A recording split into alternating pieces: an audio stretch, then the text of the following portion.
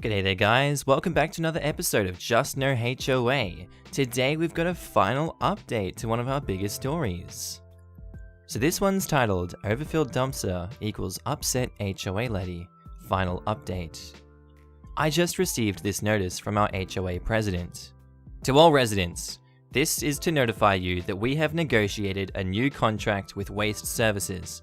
Changes, which will take effect soon, include the following. Container size will increase from the current 5-yard capacity to 6-yard capacity. Pickup schedule will change from the current 2 times per week on Tuesdays and Fridays to 3 times a week on Mondays, Wednesdays and Fridays. Monthly rate will decrease from $1,125 to $660. All administrative, fuel and franchise fees that we were paying were waived. However, a new City Waste Authority fee of 10% of our $600 base rate is mandatory. What has not changed is the dumpster lock. No new keys needed. Boxes and large items must still be broken down. Christmas trees and large pieces of shrubbery must still be cut into small pieces. Building materials and etc. must be cut into smaller pieces. The attached trash container rules and banned waste materials. All of the above must be done before depositing into the trash container. No items of any kind are to be left outside around the dumpster. Because we do not have an enclosed container area, and so as to maintain an orderly community appearance, we also ask that everyone please take the time to make sure there is no spillage around the dumpster, and if there is, please pick it up and deposit it in the dumpster. OP says, I am happy that we have a proper resolution to this problem, but I am shocked, and after all these years, she never reached out to the trash company. Instead, she yelled at the residents. It was only after I suggested it a few days ago that she did it. Yikes. So if I'm reading this right, not only did you get a bigger dumpster and extra pickup, but also cut the price in almost half? That's dang impressive. That's what it appears. I'm thinking this trash contract was set up incredibly long time ago and was never renegotiated. Massive failure on the HOA's part. I second having all contracts evaluated for renegotiation, because if any others are like this, you guys could save thousands that could be put towards repairs and improvements. Very good point. The trash business has gotten increasingly competitive over the last decade or so, and has caused companies to adjust accordingly. I am guessing since they were never asked, they figured you guys were one of the few customers who were not aware of it. Not that it matters too much, but I bet if she's called around to other companies, she might have even got a better deal. Trex Artist says, I've been fortunate enough to live in several apartment complexes that allow you to leave large items outside of the dumpster. They understand that people in apartments tend to be more transient and will need to dispose of furniture, and they have them picked up on a periodic basis. It seems like it's just a cost to that kind of business. I never expected it, but the first apartment complex that told me it was okay to do that, I was thrilled. On the flip side, I've gotten several pieces of nice furniture left by the dumpster. Anyway, good for you for being resourceful and helpful. And Anonymous Forever brings up a good point. These days, with bed bugs, dumpster furniture is suspect. Gotta be super careful if it's fabric. And the last one by Syndicated Inc. Why are Christmas trees and other shrubbery even being put in the garbage? It's organic waste and can be composted or turned into mulch. Removing organic waste from the regular waste stream will leave a lot of extra room in that dumpster every day. OP says, I don't know. Should ask the president's daughter. On multiple occasions, I've seen her scoop up branches and throw them away. Other than that, I haven't seen any green waste in there. It's pretty weird. What do you guys think of that? And in our next story, we have a continuation of another series by Crest of the Way V, titled Cessation of Hostilities. It's a continuation of their post, So It's to Be War Then.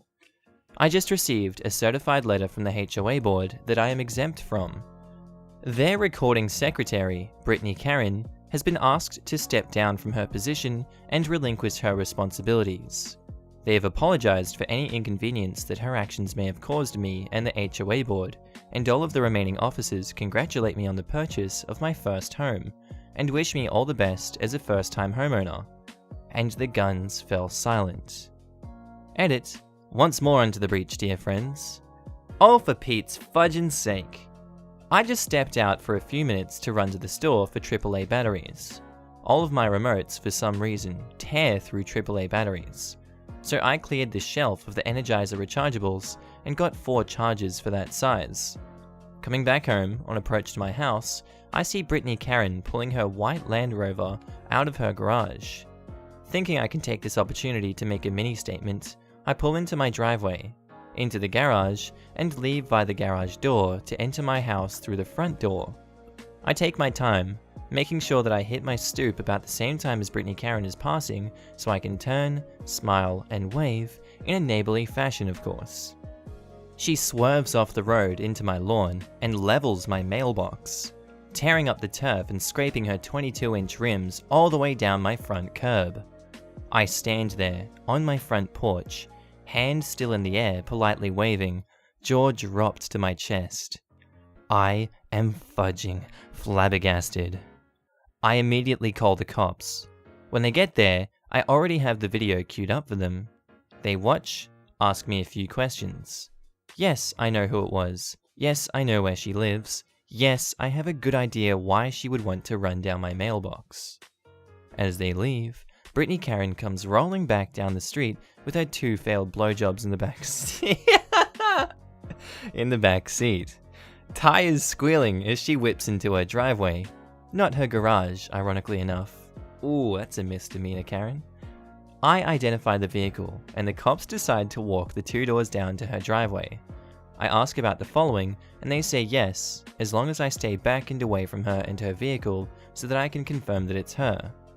When we all get there, she's just close to the tailgate and getting ready to get her kids out of the car, and the cops approach her.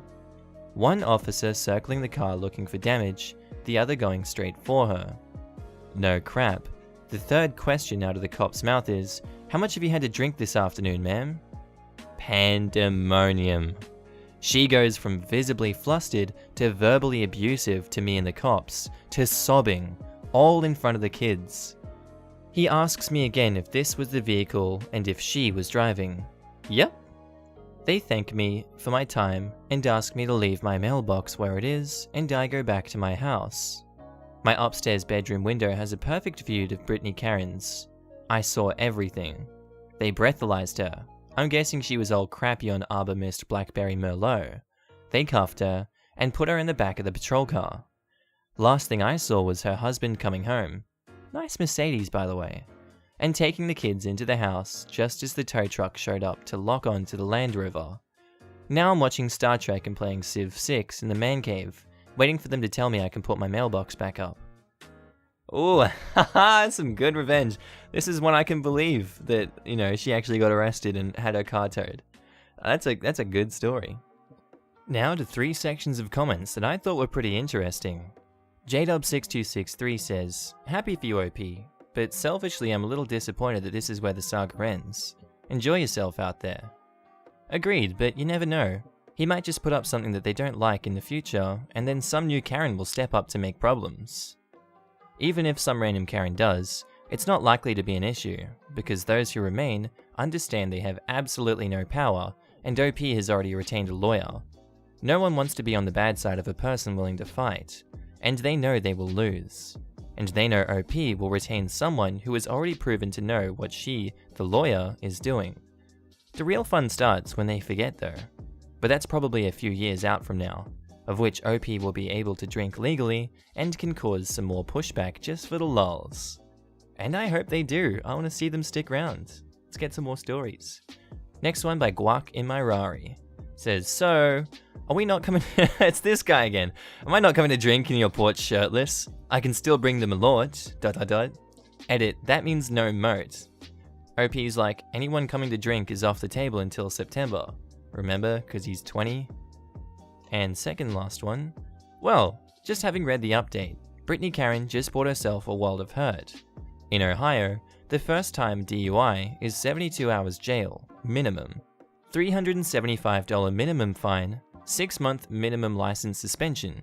Assuming she, or more likely her husband, is going to be smart and get an attorney, she's looking at $2,000 to $5,000 in lawyer's fees. But wait, there's more. Her kids were in the car. That's child endangerment, which can be a misdemeanor or a felony. So she is probably going to spend a little more than the standard 72 hours at the Grey Bar Hotel, and pay a lot more in fines. God help her if the Department of Job and Family Services decide to intervene. Their auto insurance premium, and possibly other insurance premiums, are going way up. Her credit score is also going to take a hit, which may affect their mortgage, credit cards, and car loans, either current or future. I am assuming that you will make a claim on your homeowner's insurance for the wrecked mailbox, which means that your homeowner's insurer is going to go to her insurance company, and she's probably going to lose coverage. That means that she's going to have to find another insurance company. Can you think of the shady operations she's going to need to get? We're not talking Farmers or Geico here. If it were just that and she was drunk, she'd probably be okay, but she was drunk with kids in the car and committed a malicious act. Some people are just plain stupid. As Judge Judy says, beauty fades, dumb is forever. Here's a prediction. Within 3 months, a for sale sign appears on their lawn. I bet, I wish too. And last one, F_U1. Time to plan the fence, which is 6 foot, not 6 inches tall, sorry people, and outdoor kitchen patio. They replied, I've already had the contractors surveying for the fence in the pool/patio area. I'm still researching ideas for outdoor kitchen. I know I want a bar and a gas-fired grill/flat top with a couple of burners for boiling. I'm not 21 yet, but I'm also planning to reach in and get a keg cooler with at least 2 taps. I haven't thought about overall theme. I don't want to get too niche in the event that I someday sell the house. No pizza oven? Come on man, live a little. I'm a single 20 male with 1 friend. I don't see myself getting a lot of use out of a pizza oven. I do. Invite all of us around. Let's get the party started. Hey! And our next post is by Coog Grad, titled, No, I will not ask some kids to leave your playground. Years ago I moved into a new house in a fairly new development, and foolishly thought it was the right thing to do, and went to the first HOA meeting. I somehow came out of that meeting the newly elected HOA president, a position I loathed for the 18 months I put up with it. As president, I was pretty lax on what was allowed. You aren't asking to paint your house all black with a giant middle finger on the side. We're cool. My main concern was keeping the common areas maintained, e.g. the stormwater runoff pond, couple of green spaces, etc. Everything else was just noise. Now, the development 1 street over from ours had a much more, let's say, aggressive HOA. But to be fair, they had a lot of more houses and common property to maintain, including 4 different playgrounds. In my community, we didn't have any. Somehow the president in that other neighborhood got my number and I had to have this conversation with her. So there's me and CHP, crazy HOA president. Bring bring. Hello? Hi, I'm the HOA president for 4X community. I need to talk about a problem that affects both of us. Okay. We have had a lot of kids that I know that aren't a part of our community playing basketball at one of our playgrounds. And it's very disruptive and keeping our kids from using it. I know a lot of those kids are probably coming from your neighborhood. Yeah, and what am I supposed to do about that? Well, I have asked them many times to leave, but they just don't listen to me. So here is what we should do. Next time this happens, I know they're from your neighborhood. I'm going to call you and I need you to go over and tell them to leave. I literally didn't say anything for a minute. I was so stunned she thought this was a good idea. No, I will not ask some kids to leave your playground. If those kids are not leaving the playground when you ask, what makes you think they're gonna leave when I ask? The CHP getting huffy now. So you're saying that you're not gonna help with this problem? What do you propose we do then? Get rid of the basketball court? If there's a basketball court, kids will go to play. Period. Well, that's not acceptable. Well, short of hiring private security or calling the police every time you think someone's trespassing, I don't have any solutions for you. Oh, I can't believe you won't help your fellow HOA president. Click! Ironically, my wife and I moved into that same neighborhood with CHP recently, and she was one of the first people to greet us.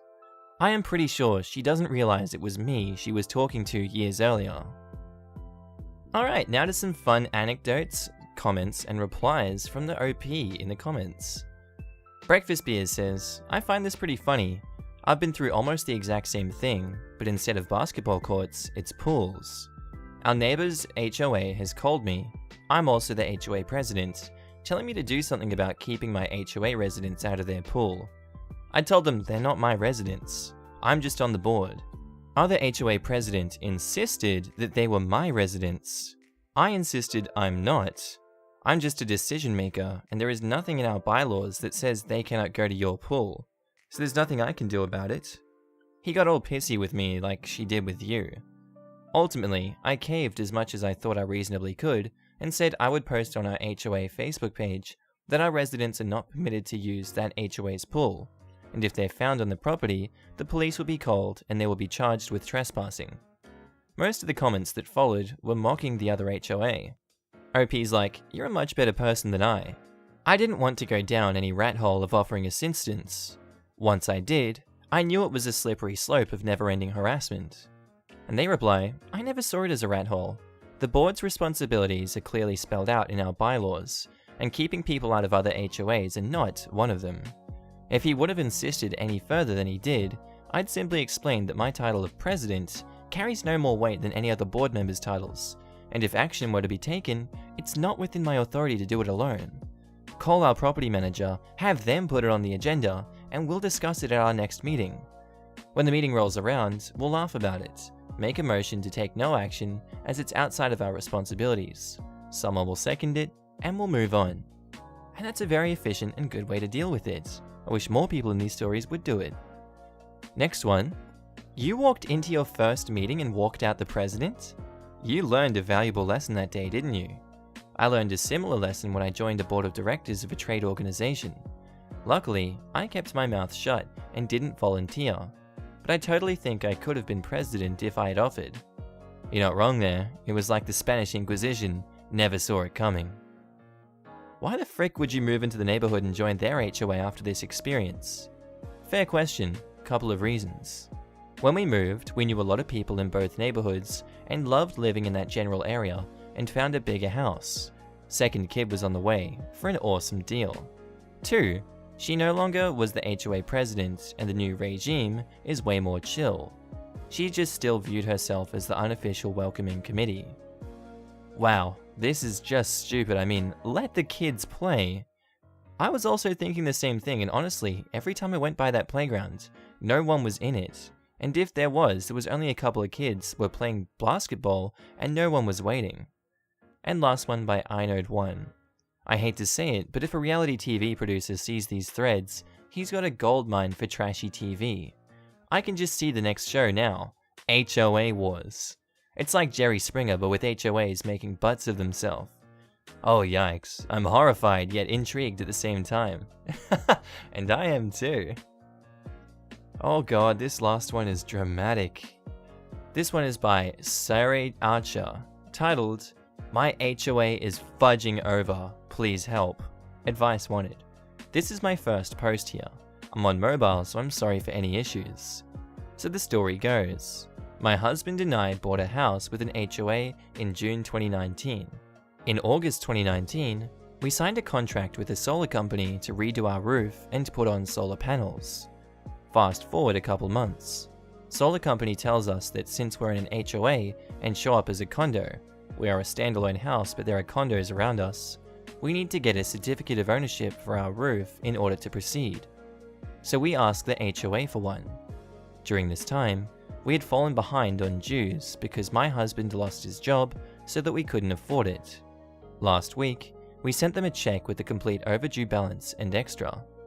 I've emailed them 4 times over the course of this week and a half, asking if they've received the check and to ask for certification.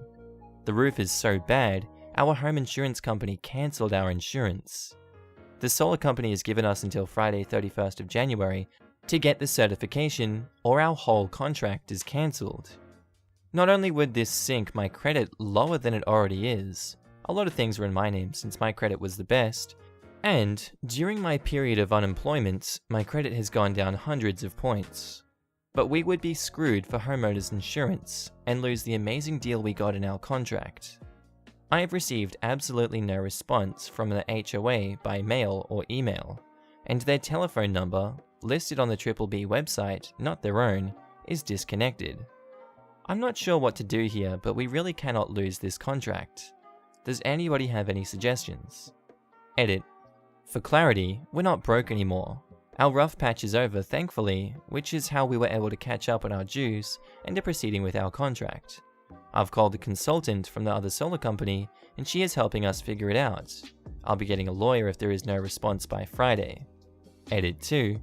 The solar panel company is replacing the roof in addition to adding panels. Edit 3.